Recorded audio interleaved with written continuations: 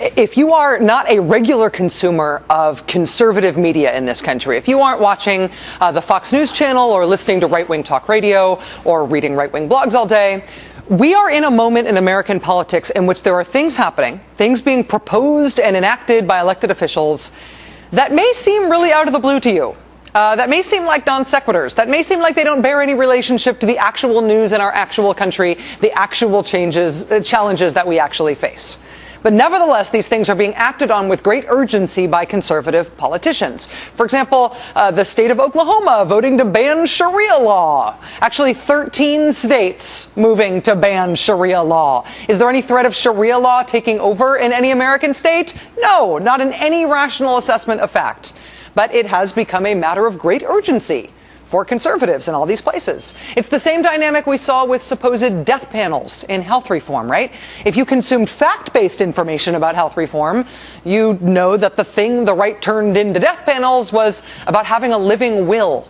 Absolutely nothing to do with some board of bureaucrats deciding you should die. But conservatives, informed not by fact-based information, but instead by conservative media, not only believed in death panels, but believed that death panels were the main defining thrust of what health reform was. This is conceptually important in our country in 2011. If you do not like watching conservative media, you nevertheless have to understand what it is they're doing over there in order to understand what Republicans are doing in politics. It's like the secret decoder ring that makes otherwise totally non sequitur statements and political actions make some sense, at least make us understand what sense they think they're making. To that end, we have a slight revision to make. It is not a correction, it is a revision to our lead story on yesterday's show. It finally occurred to us today that we had not applied right-wing media decoder technology to what's going on right now with Speaker of the House, the top Republican in Washington, John Boehner, in trying to understand his latest big political mistake. As you know, John Boehner is not having an easy time as Speaker. Republicans are having a hard time getting even basic legislating done, having a hard time doing the basic things that need to be done to run the House, having a hard time picking a message and sticking with it, getting their members to act as a unit instead of like a bunch of 6-year-olds playing anarchist soccer. 3 teams, 2 goals, you decide. But even with the hard time they are having, what John Boehner did this week is so bad politically, so contrary to what his party says it wants to be doing, that it has to have some explanation.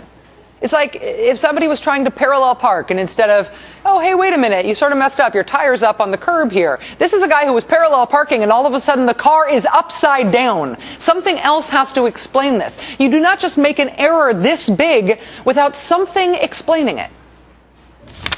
Over the last 2 years since President Obama has taken office, the federal government has added 200,000 new federal jobs. If some of those jobs are lost in this, so be it. We're broke. It's time for us to get serious about how we're spending the nation's money. Do you have an estimate on how many will, and won't that negatively impact the economy? I do not. The economy that's not ready to I do not. Why would I even care? Why bother counting? How many people are going to lose their jobs? What do I care? That's going to have a bad effect on the economy? To the woman standing behind him going, that's right, John. How can you be the top Republican in Washington and say you don't care if what you're doing is killing jobs? The unemployment rate is like 9%. We'd be delighted to make it worse. Our actions will put more people, more Americans out of work in this economy. Awesome. We're all for it. Come on. I mean, you don't accidentally let something like that slip. Where is he coming from? What is he talking about? The federal government has added 200,000 new federal jobs. If some of those jobs are lost in this, so be it. A, that's not true. But B, I think we're getting at something here with the emphasis he's putting on federal jobs, public jobs. See, those are the jobs he's okay with killing. Those aren't real jobs. People who work for government don't have real jobs. Public jobs are bad jobs. Republicans are against those kinds of jobs. They want those jobs to go away. If you are not part of the conservative movement, if you're not in on the way they talk to each other in their media, this probably makes no sense. Republicans declaring that teachers, cops, firefighters, toll takers, nurses, people who work at the highway department. If you're employed in any one of those jobs, your job is not a real job. In fact, your having that job is bad for the country, and the country would be better off if you were unemployed. Public employees are an enemy of America. And the only way America is going to get stronger is if public employees are broken. That's the message. If you work taking tolls on a bridge somewhere, you are the problem. If you teach school, you are the problem.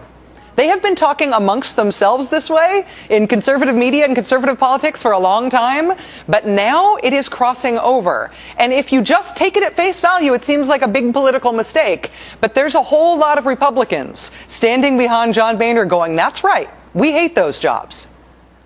It has become mainstream centrist Republican policy. A mainstream centrist Republican point, even in punditry, to congratulate any Republican politician who declares war on people who work in the public sector. Chris Christie, the governor of New Jersey, was in Washington today, essentially test driving a presidential run. The basis of his popularity among conservatives, among Republicans, is how hard a line he is taking against teachers and cops and anybody who works for any level of government. Chris Christie's office has created a YouTube channel that largely features clips of him confronting and yelling at people who are evil enough to work for the state. Or it's clips of him discussing ways he's going to take things that people who work in the public sector have negotiated for, how he's going to take those things away. One of the ways that Tim Pawlenty has tried to fuel his little engine that could presidential aspirations is by talking about people who work for the state as if they are murderous prisoners coming after you in the prison yard. I am not kidding. Frankly, said the Minnesota governor in November, quote, the public employee unions would stick a shiv in all of us if they could. A shiv? Those are the kind of things that Republican politicians say now if they're ambitious, if they want to make themselves more popular. That's how Scott Walker, the Republican governor of Wisconsin, is trying to make his national mark. On Friday, Governor Walker announced suddenly that he was refusing to negotiate with anybody who worked for the state. No negotiations. Instead, he would direct the Republican-controlled legislature to pass by fiat this week his new budget that goes after the benefits and bargaining rights of people who work for the state. So not only would he not negotiate with people on this, he will never negotiate with them again. He will remove their right to collectively bargain, in essence. While shocked by the radicalness of his proposal and by how fast he is trying to jam it through, state workers in Wisconsin prove that they are not going to take this lying down. Look at this. An estimated 30,000 people protested in the state capital of Madison today. 30,000 people. That's double the number of people who turned out yesterday in Madison. You know the protests we've been covering in Bahrain and all these places today? The turnout in Wisconsin's capital today seemed to equal the turnout in Bahrain's capital city. Everybody's wondering if that uprising is going to overthrow that government. We'll have more on that later in the show, but we've got 30,000 people, the same number of people, in Madison, Wisconsin. The AP describing the protest as larger and more sustained than any in Madison in decades. The floor of the rotunda in the State House was filled with sleeping bags last night because demonstrators would not go home. A public hearing to take public testimony on what the governor was trying to do in Wisconsin was in hour 17 when Republican lawmakers tried to end it. They decided they had heard enough. That was at 3 in the morning. Democrats kept the hearing going, taking a short break only at 8:30 a.m. so they could move to another room. And then they started the hearing right back up again. The state's second largest school district in Madison today had no school because teachers and staff called in sick and went to the state capitol to protest. Because of organizing by people who cash paychecks rather than sign paychecks, because of organizing by employees, by people who work for the company, not the people who own the company. That's how we got laws against child labor in this country. That's how we got a minimum wage. That's how we got the 40-hour work week and weekends. You like those? That's why we have sick days. That's why there is such a thing as overtime. These things were all hard fought by the labor movement. Their insistence over generations that working full time in America should earn you a living, should get you out of poverty. That overtime is what created the American middle class. And you can't understand today's modern politics. Stuff seems like inexplicable mistakes by somebody like the Speaker of the House who ought to know better. You can't understand today's modern conservative politics without understanding that Republicans and the modern conservative movement are against the thing that made it possible for America to have a middle class. There is chaos all around the globe, pockets of instability. It is caused by unions. Public employee unions are not going to be able to have the same ridiculous benefits that they have had in the past. Union teachers battling cuts. They say they're fighting for the kids, but are they really fighting to help themselves? Maybe it's time they get out of the train business and find something else, like paying off some of our debt as a solution here, instead of their teacher union, labor union friends all the time. Unionizing the TSA, while potentially disastrous for the country, is going to be great for the unions. You see, you pay the screener, they pay the union. I wonder how much of that money will be spent in America and how much will be spent overseas organizing revolutions.